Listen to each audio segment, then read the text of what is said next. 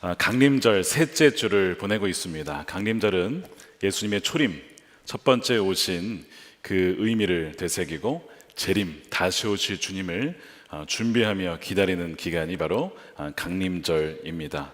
언제든지 주님이 오셔도 또한 우리가 주님 앞에 부름을 받아도 준비가 되어 있어야 합니다. 여러분 준비가 되셨습니까?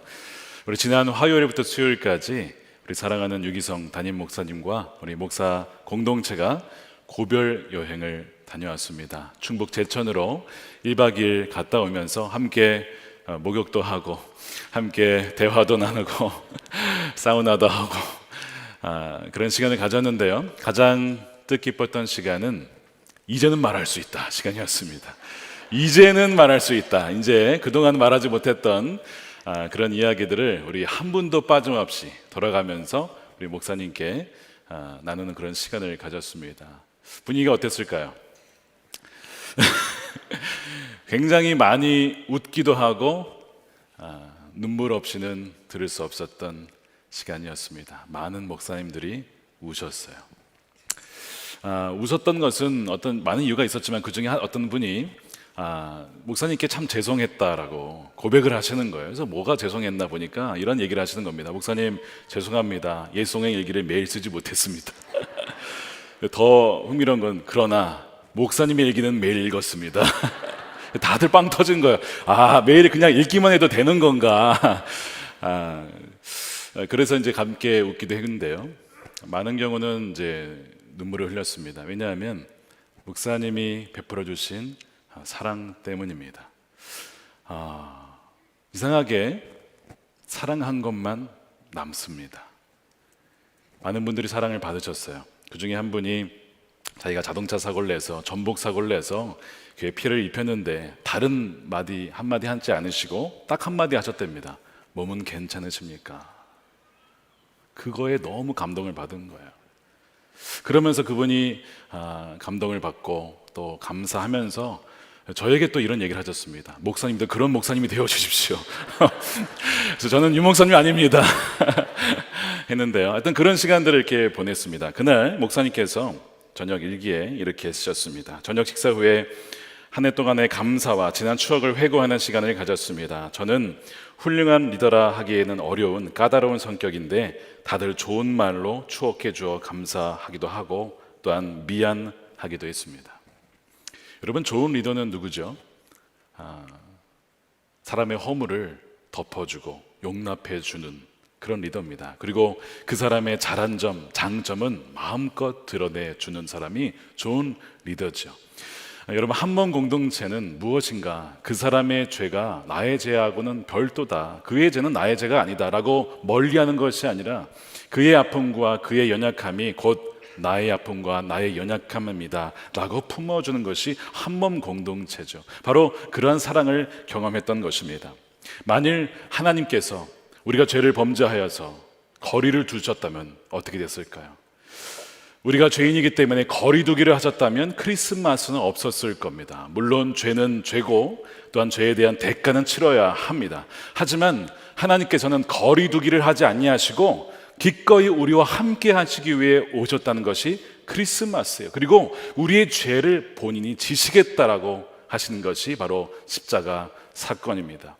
그분의 이름은 무엇이죠? 임마누엘입니다. 임마누엘은 하나님이 우리와 함께 하시다, 우리와 함께 하시는 하나님이다라는 뜻입니다. 이것이 그분의 이름이에요. 그래서 오늘 6절에 보시면 이렇게 나와 있어요. 그는 하나님의 모습을 지니셨으나 하나님과 동등함을 당연하게 생각하지 않으시고 오히려 자기를 비워서 종의 모습을 취하시고 사람과 같이 되셨습니다. 그는 하나님의 모습이다. 이 모습이란 번역이 좀 아쉬운 번역이에요. 왜냐하면 이 몰페라고 하는 이 헬라어 원어는 단지 겉모습이 아니라 어떤 존재가 되게 하는 본성과 본질을 말하는 거예요. 즉 예수님은 하나님의 본성을 가진 자, 하나님의 본질이라는 것이며 즉 하나님이라는 것이죠. 그래서 어떤 번역에는 그분은 본성상 늘 하나님이었지만 이렇게 번역을 했어요. 그렇지만 종의 형체를 가지고 우리를 위하여 우리를 사랑하시기 때문에 오셨다는 것입니다. 그렇게 하기 위해서 했던 것이 뭐냐면 자신을 비우는 거예요. 자, 이것이 오늘의 핵심 단어가 되겠습니다. 7절에 오히려 자기를 비워서 종의 모습을 취하시고 사람과 같이 되셨습니다 라고 했습니다. 자신을 비우는 것이 헬라어로 케노시스라고 불러요. 이 케노라고 하는 것은 텅 빈 또는 헛된 이런 뜻인데요. 이 말은 예수님이 자신의 신성을 다 버렸다라는 것은 아니고 신성을 지니셨지만 그러나 그 신성의 모든 이점을 다 포기하셨다. 우리를 위해서 다 포기하셨다는 것입니다. 그래서 이 필립스라는 성경은 7절에 이렇게 번역을 해요. 오히려 모든 이점을 포기하고 뼛속까지 종이 되어 사람으로 태어나기로 하셨습니다. 평범한 사람이 된 그분은 예수님께서 잡히시던 밤에 베드로가 예수님을 구하려고 칼을 뽑았어요. 그때 예수님이 하신 말씀 기억나십니까? 내가 아버지께 구하여 12군단이나 더 되는 천사들을 불러서 이들을 다 물리칠 수 있다는 것을 너희는 모르느냐? 그분에게는 그런 능력이 있었습니다. 그분은 하나님이시기 때문에. 그러나 그것을 포기하신 거예요. 내려놓으신 거예요. 만약에 그렇게 다 쓸어버리시면 십자가에서 죽지 않으실 것이고, 그럼 그 죄는 누가 감당해요? 우리가 다 죽는 거예요. 우리는 멸망할 수밖에 없는 것입니다. 그러나 우리를 위해서 그 모든 것을 내어놓으신 것, 이것이 케노시스입니다. 그래서 이 케노시스를 좀 더 쉽게 얘기하면 자신을 아무것도 아닌 것으로 만드는 것, 자신을 nothing으로 만드는 것, 이것이 케노시스고 이것이 주님이 우리를 위해 하신 일입니다. 창조주가 피조물이 되는 것이고요, 그 대단한 영광의 주님이 아주 비천한 종이 되시는 것입니다. 위에서 아래로 급 하강하시되 삶의 저 밑바닥까지 내려오시는 것, 이것이 바로 케노시스고 이것이 그 주님의 사랑인 것입니다. 이것이 크리스마스예요. 근데 이 케노시스와 아주 대비가 되는 단어가 오늘 빌립보서 2장에 등장합니다. 바로 허영이라는 단어예요. 자, 케노시스와 대비되는 단어가 허영인데 헬라어로 케노덕시아, 그래서 헛된 영광입니다. 3절에 이렇게 나옵니다. 무슨 일을 하든지 경쟁심이나 허영으로 하지 말고 겸손한 마음으로 자기보다 서로 남을 낮게 여기십시오. 그래서 케노시스는 자기 비움이에요. 자신을 아무것도 아닌 것으로 여기는 것이죠. 그러나 이 허영은 아무것도 아닌 자가 마치 무엇이 된 것 마냥 뻥튀기를 하고 과대 포장을 하고 계속 그렇게 자신을 부풀리는 것이 바로 허영입니다. 이 허영이 있는 곳, 헛된 영광을 추구하는 곳에는 다툼과 분열이 끊이질 않습니다. 빌립보 교회에 유오드게와 순두계 집사님이 서로 다투셨어요. 왜 다투었을까요? 상대방을 나보다 더 나은 자로 여긴 것이 아니라 낮은 자로 여겼기 때문에, 그러므로서 내가 더 당신보다 높다라고 했기 때문에 싸우게 되는 거예요. 여러분, 러시아가 왜 우크라이나 전쟁을 일으켰습니까?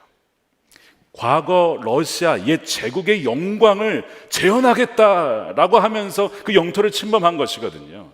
바로 허영입니다. 과거의 그 화려했던 영광을 되찾겠다는 거예요. 그래서 수많은 이들을 죽여도 괜찮다는 것입니다. 여러분, 허영이 있는 곳에는 어떤 관계든 어떤 모임이든 싸움과 분열이 그치지 않습니다. 그래서 오늘 성경은 뭐라고 하냐면, 사도 바울은 이 케노독시아 허영이 아니라 그리스도의 마음을 품으십시오. 그리스도의 마음은 케노시스라는 거예요. 자기를 비우고 자기를 낮추고 다른 이들은 나보다 더 존귀하게 여기는 것이죠. 그것이 바로 그리스도의 마음입니다. 5절 말씀을 함께 읽어보겠습니다. 시작. 여러분 안에 이 마음을 품으십시오. 그것은 곧 그리스도 예수의 마음입니다. 예수님의 마음을 닮은 사람은 높아지려 하지 않고 낮아지고 다른 이들을 세웁니다. 자신을 채우려고만 하지 않고 채우는 것을 또한 비우고 다른 이들을 위해서 흘려 보내는 거예요. 그래서 크리스마스의 방향성이 있다면 아래에서 위로가 아니라 위에서 아래로 내려오는 거예요. 채우려고만 하는 것이 아니라 가진 것을 흘려 보내고 보내는 것이 바로 이 크리스마스입니다. 이것이 또한 케노시스죠. 그렇게 되면 그것 때문에 다른 이들이 살아나게 돼요. 자, 우리 교회가 지난 몇 년간 거의 매년 분립 개척을 해왔어요. 여러분, 왜 그것을 한지 아십니까? 우리 교회만 채우고 우리 교회만 잘 되고자 하는 것이 아니라 교회를 비우고 비워서 하나님 나라를 위하여서 작고 건강한 교회들이 많이 생기는 것이, 그것이 더 유익이다라고 믿기 때문에 성도님들로 하여금 파송해서 가실 수 해드리고, 또한 목사님을 도와서 건강한 교회가 세워질 수 있도록 그렇게 하는 겁니다. 바로 이것이 케너시스의 정신이고 이것이 그리스도의 마음인 것이죠. 그런데 그렇게 하면 오히려 교회가 건강해져요. 오히려 교회가 죽을 것 같지만 오히려 더 살아나게 됩니다. 이것이 지난 20년간 우리 교회가 걸어왔던 길이에요. 움켜쥐고만 하지 않고 교회를 개방하고 본당을 개방하고 교회를 개척하고 선교사님들을 파송하고 계속 비우고 보냈더니 오히려 더 하나님이 마음껏 채워주시더라는 것이죠. 여러분, 이 케노시스를 가능케 하는 것은 딱 하나입니다. 사랑이에요. 사랑하면 비우게 되고 포기하게 됩니다. 내려놓게 됩니다. 그리고 자신이 바뀌게 돼요. 죄렌 키에르케고르라는 철학자가 한 이야기를 썼는데요, 이런 내용입니다. 정말 그 막강한 권력을 가진 왕이 한 여인을 사랑했어요. 근데 그 여인은 길거리에서 구걸하며 사는 여인입니다. 그러니까 사실 그 왕이 그 여인을 좋아한다는 것이 말도 안 되는 일이죠. 그러니까 신하들이, 아니 왕이 왜 그 여인을 사랑할까? 막 말하고 싶은데 워낙 강력한 왕이고 권력이 강하다 보니까 말은 못하고 자기네들끼리 이제 그런 얘기를 했던 거예요. 혼인식이 다가옵니다. 그래서 이제 혼인 준비를 하고 주변의 나라들도 왜 그 왕이 그 여인과 결혼하려고 하나, 뭐 그런 생각이 들었지만 어쨌든 선물을 다 보내게 됩니다. 혼인식이 다가오면서 왕이 고민을 해요. 무슨 고민이냐? 자기에 대한 고민이 아닙니다. 그 여인에 대한 걱정을 해요. 그 여인이 과연 나와 함께 살면 행복할까? 길거리를 떠나서 왕궁에 살면 과연 행복할까? 오히려 그 너무나 큰 차이 때문에 오히려 더 힘들어하지 않을까? 내가 살 곳은 이것이 아닌 것 같아요. 그렇게 하지는 않을까? 이런 그 여인의 마음을 헤아리게 돼요. 그리고 그 왕이 결국 결정을 합니다. 자신의 왕위와 모든 것을 포기하고 그 여인과 같이 소박한 삶을 선택을 합니다. 여러분, 이것이 주님이 하신 일이에요. 주님이 우리를 위해 하신 일입니다.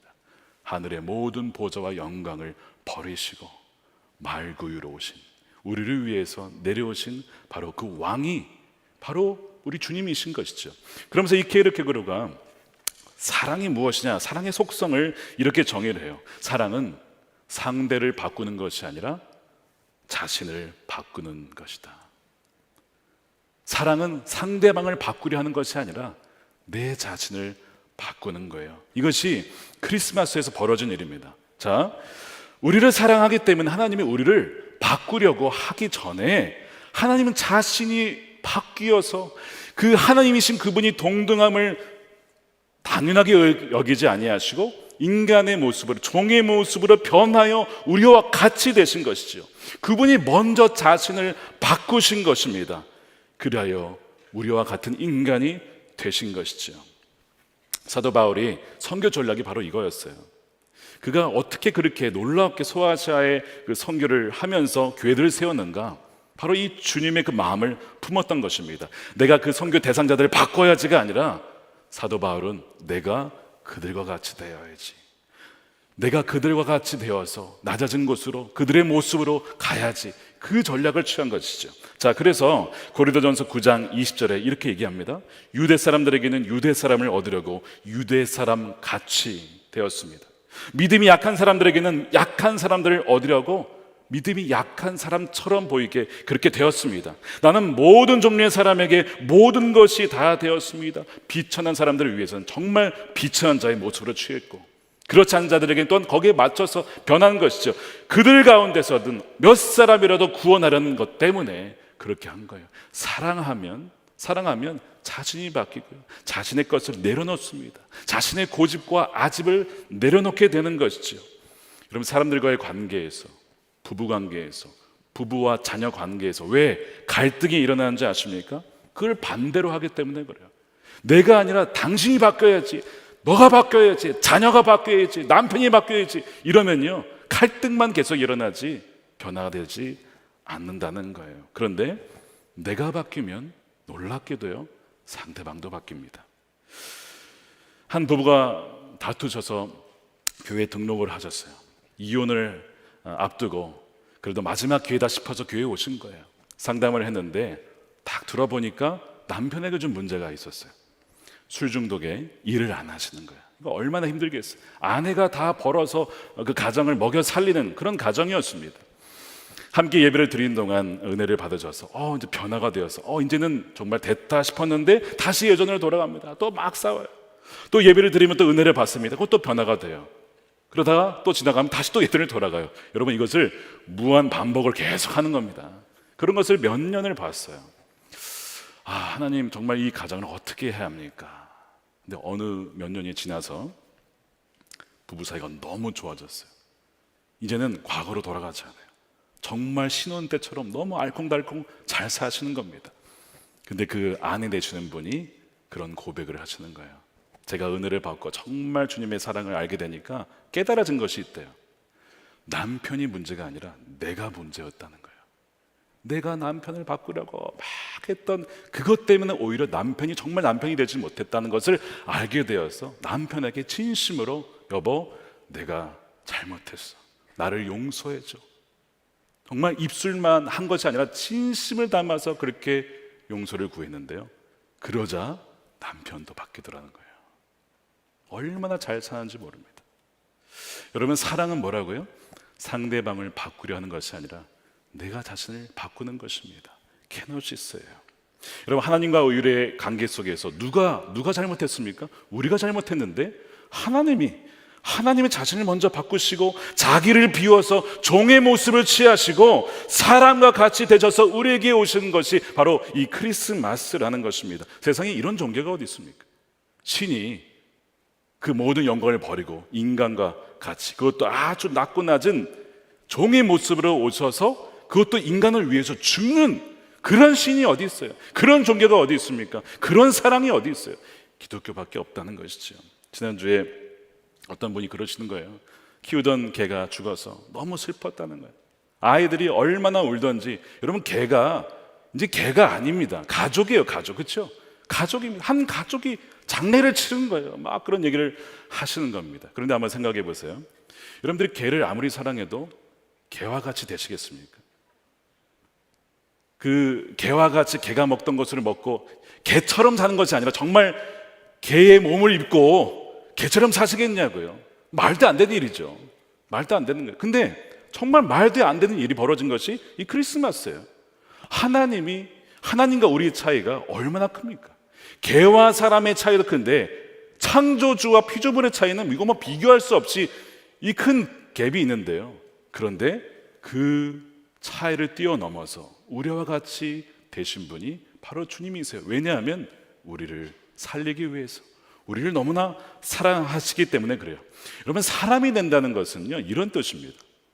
상처받을 수 있고 거절감을 당할 수도 있고 멸시받을 수도 있고 심지어 죽임을 당할 수도 있다는 것을 감수한다는 뜻이에요. 신이면 그런 거 없죠. 그런데 사람이 된다는 것은 그걸 감수해야 된다는 거예요. 그래서 C.S. 루이스가 사랑한다는 것이 무엇이냐 이런 얘기를 합니다. 사랑한다는 것은 상처받을 수 있는 위험에 자신을 노출시키는 것이다. 여러분, 사랑하려고 하면 상처받을 각오하셔야 됩니다. 아플 각오하셔야 돼요. 그것이 사랑한다는 것입니다. 무엇이든 사랑하면 아픔을 느끼게 돼요. 아까 개 사랑하면 개가 죽으면 아픔을 느끼잖아요. 상실의 아픔을 느끼잖아요. 사랑했기 때문에 겪는 아픔이거든요. 근데 예수님이 그것을 기꺼이 감당하시고자 오셨어요. 주님이 오셨을 때 사람들이 다 환영했습니까? 아닙니다. 배척했습니다. 요한복음 1장 11절에 그가 자기 땅에 오셨으나 그의 백성은 그를 맞아들이지 않았어요. 그를 멸시했습니다. 조롱했습니다. 심지어는 그를 못 박아 죽이라고 외쳤습니다. 다 그것을 아시고도 우리를 위해 그것을 기꺼이 감당하신 것이죠. 그가 누울 곳은 없었습니다. 그가 쉴 빈방은 없었습니다. 온갖 멸시와 조롱과 핍박을 우리 때문에 그 큰 대가를 치르신 것이죠. 우리가 강림절에 주님의 그 사랑을 깊이 묵상해야 합니다. 우리가 얼마나 큰 사랑을 받았나. 우리 때문에 주님이 얼마나 큰 대가를 치르셨는가. 무한하신 신이신 예수님의 유한한 사람이 되셨다. 그것은요, 자신의 삶을 어마어마하게 좁히셨다는 거예요. 스스로 우리를 위해서 제한시키셨다는 것입니다.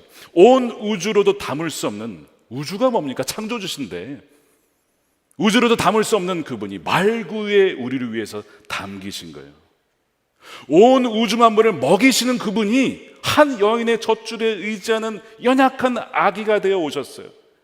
여러분, 이게 이해가 되십니까? 그 모든 것이 우리를 위해 오신 것이에요. 주님은 우리를 사랑하시기 때문에 우리와 같은 자가 되신 것이고, 그분이 죽으심으로 우리가 그분의 영원한 생명을 누리게 된 것입니다. 우리가 놓치지 말아야 할 진리요, 사랑이에요. 죄로 인해서 한정될 수밖에 없었던 삶을 주님이 우리를 자유케 하시고 해방시키신 거예요. 여러분, 사랑하면요, 삶이 좁아지고 제한됩니다. 무엇이든 사랑해 보세요. 아이들을 사랑해 보세요. 아이들을 사랑하느라 내 시간이 없고 내 재정이 없고 내 에너지가 없습니다. 그를 사랑하기 때문에 그래요. 그렇게 되는 것이죠. 그런데 그 사랑 때문에 결국 자기 자신도 변화가 됩니다. 지난주에 그 고별 여행을 갔다가 사랑부를 섬기시는 안재영 목사님과 한 숙소를 쓰게 되었어요. 그래서 사랑부 이야기를 이렇게 듣다가 한 성도님 이야기를 들었습니다. 이분은 한국사회 꽤 고위 공직자신데 불교 신자십니다. 평생을 50년 넘게 불심이 대단하신 분이에요. 불교 경전도 읽으시고 교리도 연구하시고, 그러니까 불자 중에 불자시죠. 그의 아내분도 마찬가지입니다. 근데 자녀를 낳았는데 자녀가 발달 장애와 뇌전증을 앓게 되었어요. 사랑하는 자녀가 그런 아픔을 겪으니 부모는 자녀를 너무나 사랑하기 때문에, 그러면 그 이후로 이제는 그 자녀를 사랑하기 때문에 삶이 매이기 시작합니다. 좁아지기 시작합니다. 제한되기 시작해요. 그러니까 이제 아내 되는 분이 그 아이를 위해서 어떻게 교육하고 치료해야 되는가 찾다가 우리 교회 사랑부를 소개받고 등록을 하시게 됩니다. 근데 원래 이분이 불자셨잖아요. 교회를 등록하시고 양육을 받으시고 예수님을 영접하고 세례를 받게 돼요. 그래서 그 엄마가 먼저 오셨어요. 근데 아빠는 엄마보다 더 심심히 돈독한 불자십니다. 그러면 결정을 내려야 돼요. 내가 이것을 포기할 것인가, 아니면 나는 이것을 유지할 것인가. 여러분, 어떻게 했을 것 같습니까? 기꺼이 포기하는 거예요. 사랑하면 포기합니다. 사랑하면 또한 제한되기도 하죠. 그래서 멀리 지방에서 근무를 하시다가 주말에는 올라와서 자녀와 함께, 그 아들과 함께 사랑부 예배를 드리는데, 놀라운 일은 뭐냐면 평생 한 번도 교회 한 번 가보지 않은 분인데 찬양을 부르는데 찬송가와 다 따라 부르더랍니다. 이렇게 이렇게 내가 알고 있었던 것처럼, 왜 이렇게 찬양이 자연스럽지? 찬송가가 왜 이렇게 잘 불러지지? 집주 양육을 받으면서 주님을 알게 됐어요. 주님의 그 사랑을 알게 되었습니다. 그러면서 그가 이렇게 고백을 해요. 저는 죄인입니다. 주님께서 저의 죄를 담당하시려고 하늘에서 내려오셔서 저를 위해 죽으시고 부활하셨습니다. 이제는 주님께서 성령으로 지금 제 안에 계십니다 라고 그가 고백을 하시는 거예요. 사실 아들 때문에, 아들을 사랑해서 매이는 삶을 살았지만, 사실 그 아들 때문에 정말 주님께 매이는 삶이 되었고, 그 아들 때문에 제한된 삶을 사는 것 같았지만 진정한 자유를 누리고 해방을 누리게 되는 그 은혜를 누리게 된 것입니다. 이것이 하나님의 역사가 아니고 무엇이겠습니까? 여러분, 사랑만 해보십시오. 그러면 삶이 좁아지지만 깊어집니다. 그리고 결국에는 넓어지게 돼요. 이것이 놀라운 일이에요. 몇 주 전에 한 가정을 신방했어요. 역시 사랑부 가정인데요, 아이가 에드워드 증후군으로 많이 아픈 아이입니다. 가래가 자주 끓어서 엄마가 석션으로 10분에 한 번씩 이렇게 해줘야만 그 아이가 숨을 잘 쉴 수가 있는 그런 아이예요. 엄마의 손길이 필요한 아이입니다.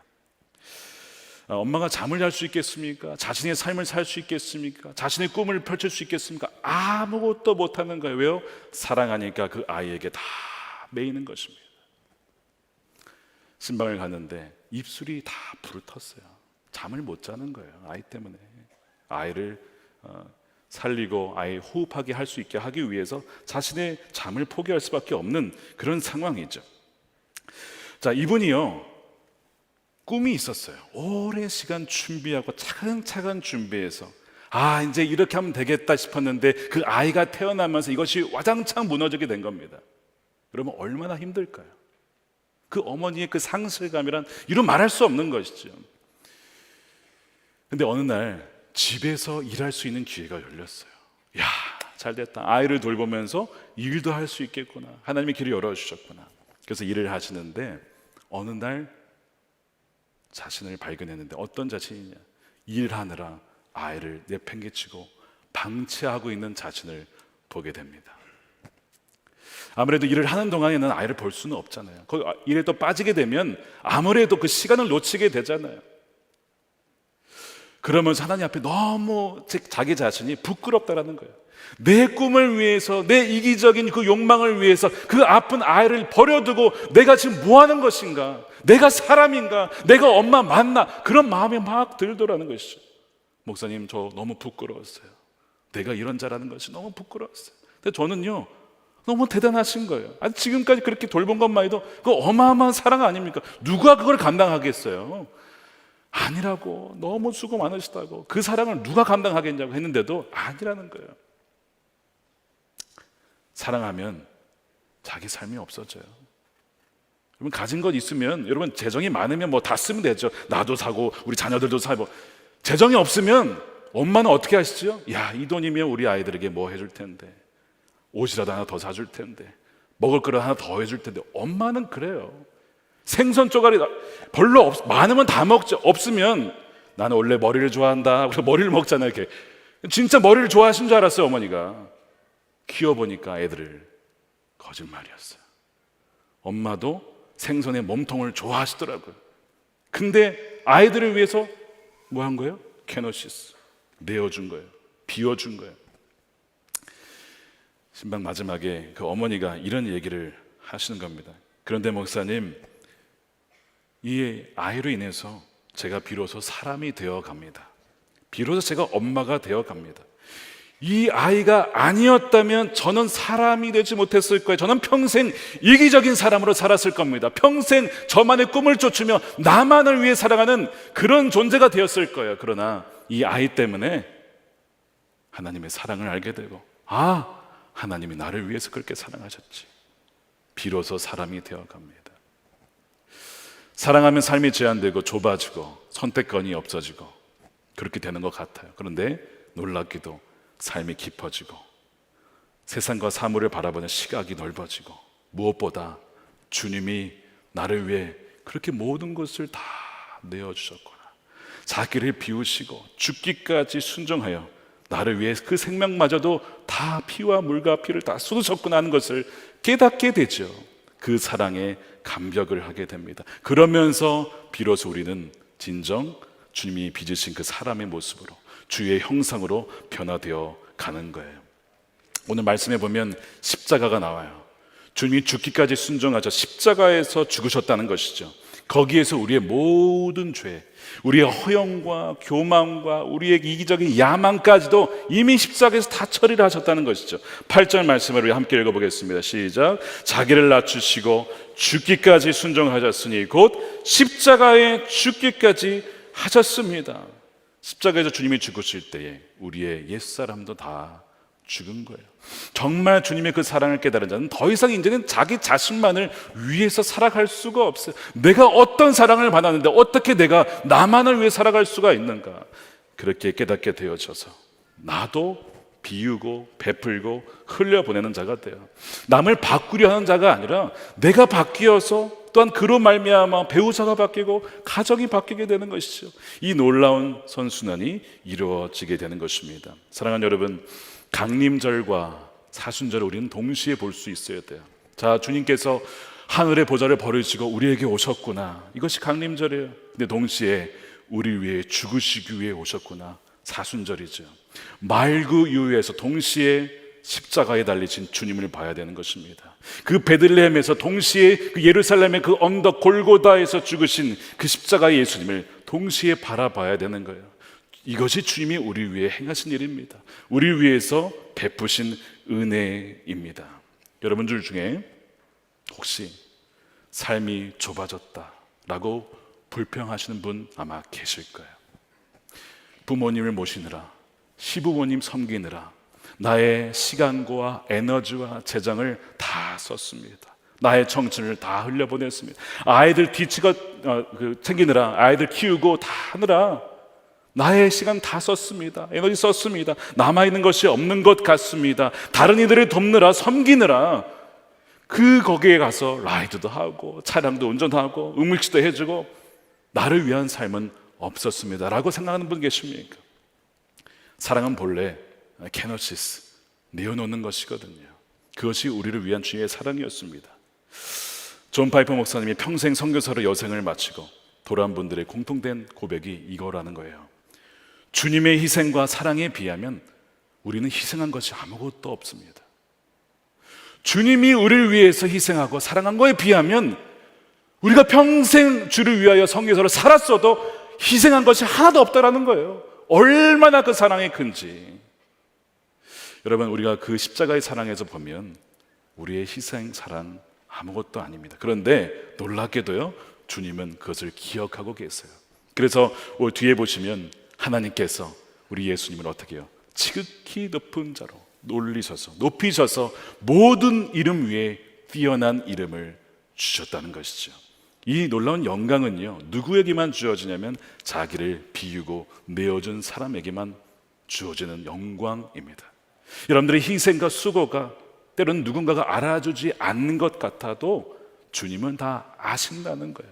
그러므로 여러분 꼭 기억하십시오. 먼저 주님이 우리를 위해서 모든 것을 내어주시는 그 케노시스의 사랑을 보이셨습니다. 그것을 우리가 분명히 믿는다면 우리도 그렇게 살 수가 있게 되는 것이죠. 그리고 주님은 반드시 그의 삶을 기억하시고 그의 삶을 존귀 여겨 주신다는 것입니다. 사랑하는 여러분, 우리 강림절 기간 주의 그 사랑을 닮아서 우리도 케노시스, 우리의 자신을 비우고 우리의 가정과 우리의 어떤 이웃과 성도들과 주님을 알지 못하는 교회 밖의 사람들을 위하여서 우리의 삶을 내어드릴 수 있는 그런 복된 삶을 사시는 저와 여러분들의 삶이 되시기를 주님의 이름으로 축원합니다. 우리 함께 기도하겠습니다. 이 시간 기도할 때 두 가지 놓고 기도하겠습니다. 하나는, 주님, 너무 이기적으로 살았습니다. 너무 움켜쥐며 채우려고만 했습니다. 아등바등 모으려고만 했습니다. 정말 그럴 수 있죠. 하나님, 저희가 가진 것이 없습니다. 그러다 보면 사람이 더 모으려고 할 수도 있습니다. 그런데 주님은 이미 자신의 모든 것을 우리에게 내어주셨어요. 이미 우리에게 주신 은혜가 너무나 크다는 것이죠.